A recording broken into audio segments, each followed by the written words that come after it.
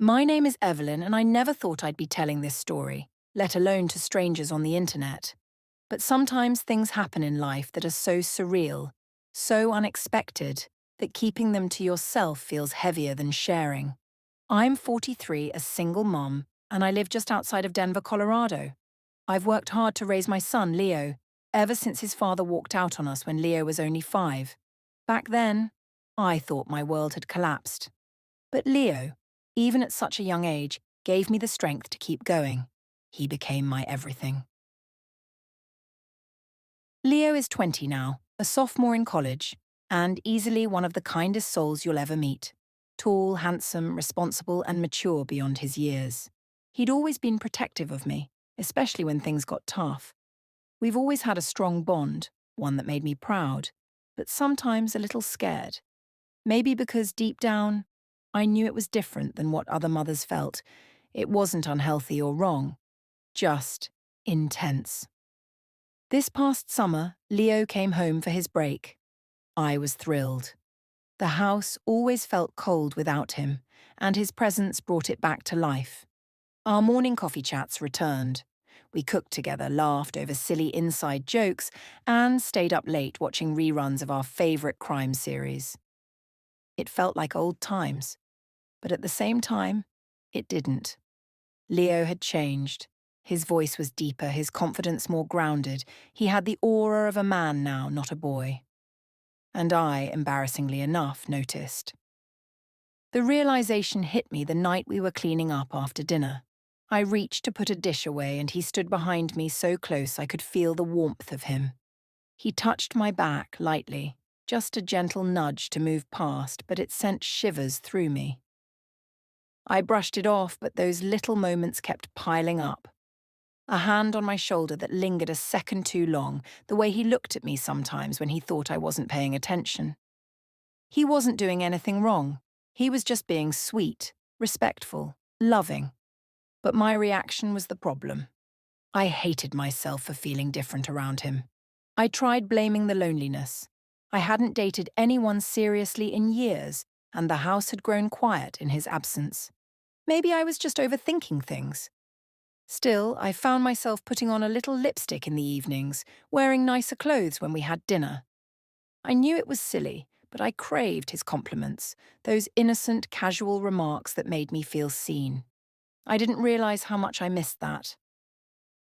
Then came the night that changed everything. It was storming outside, one of those rare summer thunderstorms that roll in out of nowhere. We had just finished watching a movie and the power went out. I lit a few candles while Leo grabbed a blanket, and we ended up sitting on the couch together, listening to the rain. He wrapped the blanket around us both, his arm casually resting along the back of the couch behind me. Our shoulders touched, our legs brushed. The room was quiet except for the rain and the occasional thunder. He turned to look at me, and his expression was unreadable. "You okay?" he asked softly. I nodded, but I couldn't speak. My throat felt tight. "Mom," he said, his voice suddenly more serious.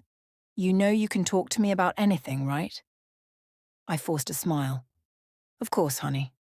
I always have." He stared at me for a second longer, then turned his gaze back to the candles. That silence grew heavier. I wanted to say something, anything, to lighten the mood, to stop the pounding in my chest. But nothing came. When the storm finally eased and the power came back, we both acted like nothing had happened. But something had shifted between us. I could feel it, and I think he could too. The days that followed were filled with an unspoken tension. We still laughed, still cooked, still shared our routines, but now we danced around moments that felt too close, too warm. I kept asking myself, what was I doing? Was I reading into things that weren't there? Or worse, was I the only one feeling this way? One evening, while folding laundry in the living room, I came across one of Leo's college hoodies. I held it for a moment, breathing in the faint scent of his cologne. It brought tears to my eyes, not because of anything inappropriate, but because I missed having someone to love, someone to care for me. I had spent so many years putting myself last, always being the mother, the provider, the strong one. And now the loneliness was louder than ever. That weekend, I decided to go out. A friend had invited me to a small gathering, and I thought it would be a good distraction. Leo noticed me getting dressed up and gave me a surprised smile. "You look amazing, Mom," he said, a little stunned. "Thanks, sweetie. Just something casual." His eyes lingered on me a bit longer than usual, and then he said something I'll never forget. "Whoever gets to take you out tonight is lucky." That night, I couldn't stop thinking about what he said. The gathering was fine, but I felt detached the whole time. I left early and came home to find Leo still awake, watching TV. "Bad night?" he asked. I shrugged. It was okay, just not really my scene. "Well, I'm glad you're home." I sat beside him on the couch and he handed me a mug of tea. We sipped in silence for a bit before he leaned his head lightly against mine. It was a simple, sweet gesture, but it made my heart ache. Not because of confusion or guilt, but because of love. A deep, overwhelming love that had nowhere to go. I couldn't resist protecting Leo from the world. I couldn't resist being close to him. But I knew where the line was, and more importantly, I knew what I needed to do. The next morning, I sat him down for a real conversation. I told him how much I loved him, how proud I was of him, and how much he meant to me. And I admitted that I had been lonely, too lonely, that I had placed all of my emotional needs on him without even realizing it, that it wasn't fair to either of us. He didn't say much at first, just listened.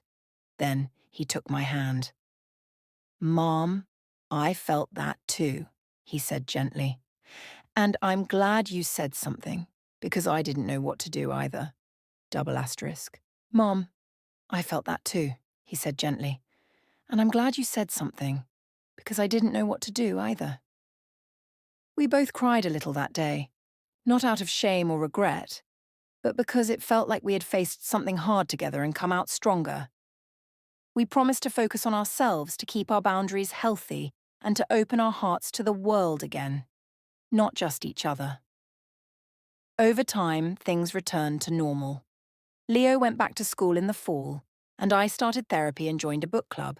I even started dating again, carefully, slowly, and I encouraged Leo to explore his own relationships, to live fully without the weight of my loneliness. Sometimes we still have those close moments, but now they're framed with understanding and clarity. He's my son, my heart, and while I may have lost myself for a moment in the fog of loneliness, I found my way back. And maybe, just maybe, sharing this will help someone else out there feel less alone too. Double asterisk.